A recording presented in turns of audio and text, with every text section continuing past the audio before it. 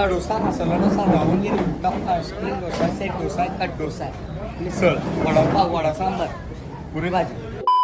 काय नाही, इकडे तिकडे जरा फिरायचं म्हणलं तेवढ्यात लईच पाऊस मोठा आला म्हणून कोपऱ्यात थांबलो. भाऊ काय उघडायचं नावच घेत नव्हता. पाऊस उघडल्यावर निघायचं म्हणलं तेवढ्या ती बारकी सोडणं झाली. ज्या बाळाला खेळवच म्हणून महाग लागलेली. कस तर तिला लाडीगोड लावून बाहेर निघलो तेवढा सौरभ गाठ पडला रोडवर. शेठची आणि सौरभची गप्पा गोष्टी रंगवून मी जरा जाऊन येतो म्हणलं विजयनगरला जाऊन आले. ह्यो वाघ उन्हातानाच पळत होता बघा. क्रेटा फॉर्च्युनरच्या जमान्यात मामा बैलगाडी घेऊन चाललेलं, कारण नाद लागते. सौरभ म्हणलं सकाळच्या काय खाल्लं नाही, चल तर नाश्ता तर करून येऊया. चल बाबा तू तर पावलास म्हणला आम्ही. मग काय भावान डायरेक्ट गणेश मिसळवरच आणला. तर चला म्हणलं आता खुर्च्या कुठं मोकळ्या तिथं बसून घेऊया. मामाला विचारलं मेनू काय, तर मामा काय मेट्रो एक्सप्रेसला पण महाग टाकला असलं फास्ट मध्ये मेनू सांगत होतं. मिसळ, वडापाव, वडा सांबार, पुरी भाजी. मामानं बोललेलं काहीच समजलं नाही म्हणून 3 वडापाव द्या म्हणलं. एक वडापाव खाल्ला की दिवसभर तोच वडापाव पोटात घेऊन फिरायला लागते, एवढं पोट गच्च होतंय. मामाला चहाला ऑर्डर दिला, मामा चहा गरम गरम घेऊन आले. मामानं असला गरम चहा आणलेली व्हाईट मध्ये तोंडाला पोळालतं. भाऊ लगे पुढे जाऊन लगेच बिल पे केला. आता जायचं म्हणलं तेवढ्या सौरभनं शॉर्टकट गाडी घातला आतमधून. भावानं जीवनात येऊन सगळं करा पण आई वडिलांचे उपकार विसरून ह्याची पायरी चढू देऊ नका. मस्तपैकी एक झोप काढल्यावर मम्मी म्हणली की चल बाजारला जाऊया. मग मी दीदी मम्मी बाजारला गेलो. मम्मी त्यांनी बाजार घेऊस तर मी पण इकडे रिल्सा ढकलत बसलो. त्यांना सांगितलं मला जर बाहेर जायचं लवकर आवरून या, तर लगेच आवरून आलीत बघा. भावानं आपली पण 4 व्हीलर येणार, कारण माझ्या देवावर विश्वास आहे आणि तुम्ही सपोर्ट करा.